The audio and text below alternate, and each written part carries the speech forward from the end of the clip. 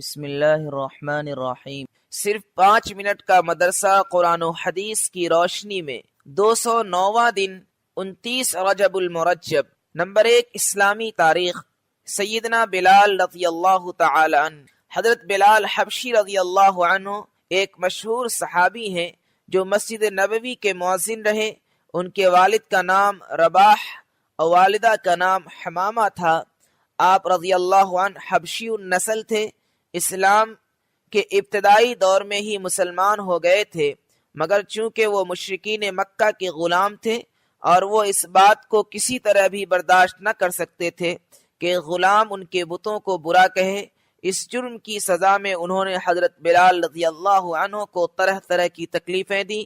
کبھی ان کو سخت گرمی میں دوپہر کے وقت تپتی ہوئی ریت پر سیدھا لٹا کر ان کے سینہ پر پتھر کی بڑی چٹان رکھ دی جاتی، تو کبھی زنجیروں میں باندھ کر کوڑے لگائے جاتے تاکہ اسلام سے پھر جائیں۔ مگر حضرت بلال رضی اللہ عنہ ان سخت حالات میں بھی احد احد ہی کہتے تھے، یعنی خدا ایک ہے۔ حضرت ابو بکر رضی اللہ تعالیٰ عنہ نے جب ان کو اس حال میں دیکھا تو خرید کر آزاد کر دیا۔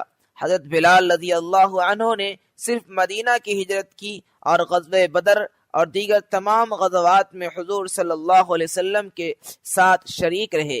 حضور صلی اللہ علیہ وسلم کی وفات کے بعد ملک شام چلے گئے اور سن 20 ہجری کے قریب دمشق میں وصال ہوا۔ نمبر 2، اللہ کی قدرت۔ مٹی کے اندر چمکدار سونے کا پیدا ہونا۔ سونا ایک بہت ہی قیمتی دھات ہے جو پیلی اور چمکدار ہوتی ہے۔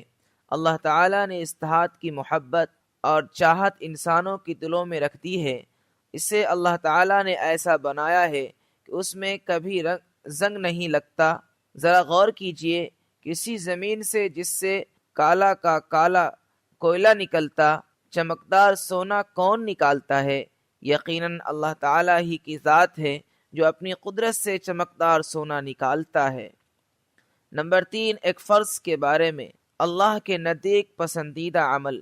ایک آدمی نے آپ صلی اللہ علیہ وسلم سے عرض کیا، اے اللہ کے رسول، اسلام میں اللہ کے نزدیک سب سے زیادہ پسندیدہ عمل کیا ہے؟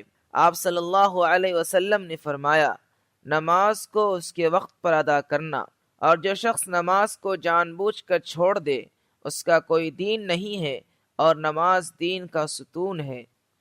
نمبر 4، ایک سنت کے بارے میں۔ عیادت کرنے کا سنت طریقہ۔ رسول اللہ صلی اللہ علیہ وسلم نے فرمایا، مریض کی مکمل عیادت یہ ہے کہ اپنا ہاتھ اس کی پیشانی یا اس کے ہاتھ پر رکھ کے اور پوچھے کہ طبیعت کیسی ہے۔ نمبر 5، ایک اہم عمل کی فضیلت۔ قرض دار کے ساتھ نرمی کرنا۔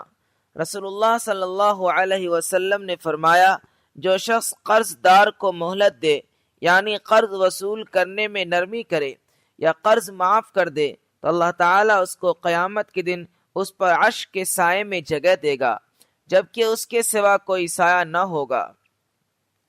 نمبر 6، ایک گناہ کے بارے میں۔ مسلمان کی بے عزتی کی سزا۔ رسول اللہ صلی اللہ علیہ وسلم نے فرمایا، جس نے کسی مسلمان کی غیبت کی اور اس کی غیبت کے بدلے میں ایک لقمہ بھی کھایا تو قیامت کے دن اللہ تعالیٰ اس کو ایک لقمہ جہنم سے کھلائیں گے، اور جس نے کسی مسلمان کی بے عزتی کی اور اس کے بدلے میں اس کو کپڑا پہننے کو ملا تو قیامت کے دن اللہ تعالیٰ اس کو اسی قدر جہنم سے پہنائیں گے۔ نمبر 7، دنیا کے بارے میں۔ مالداری اور فقیری دل میں۔ رسول اللہ صلی اللہ علیہ وسلم نے فرمایا، اے ابو ذر، تم مال کی زیادتی کو مالداری سمجھتے ہو؟ حضرت ابو ذر رضی اللہ عنہ نے فرمایا، ہاں۔ رسول اللہ صلی اللہ علیہ وسلم نے فرمایا، کیا تم مال کی کمی کو فقر سمجھتے ہو؟ فرمایا، ہاں۔ پھر رسول اللہ صلی اللہ علیہ وسلم نے فرمایا، مالداری اور فقیری دل میں ہوتی ہے۔ جس شخص کی مالداری دل میں ہو تو اس کو دنیا سے جو کچھ بھی ملے نقصان نہیں دے گا، اور جس شخص کے دل میں فقری ہو تو اس کو دنیا سے کتنا ہی زیادہ مل جائے اس کو کوئی فائدہ نہیں دے گا، بلکہ اس کا بخل، کنجوسی اس کو نقصان پہنچائے گا۔ نمبر 8، آخرت کے بارے میں۔ کھولتا ہوا پانی۔ قرآن میں اللہ تعالیٰ فرماتا ہے، بس ان دوزخیوں کو کھولتا ہوا پانی پینا ہوگا۔ فائدہ: حضرت ضحاک رضی اللہ تعالی عنہ فرماتے ہیں کہ یہ کھولتا ہوا پانی کہ جو جہنمیوں کو پلایا جائے گا اس وقت سے جوش مار رہا ہے جب سے اللہ تعالیٰ نے آسمانوں اور زمین کو پیدا کیا، اور یہ پانی اس وقت تک جوش مارتا رہے گا جب تک کہ دوزخیوں کو پلایا نہ جائے اور ان کی سروں پر ڈالا نہ جائے۔ نمبر 9، طب نبوی سے علاج۔ خربوزہ کے فوائد۔ رسول اللہ صلی اللہ علیہ وسلم نے فرمایا، کھانے سے پہلے خربوزہ کا استعمال پیٹ کو بالکل صاف کر دیتا ہے اور بیماری کو جڑ سے ختم کر دیتا ہے۔ نمبر 10، قرآن کی نصیحت۔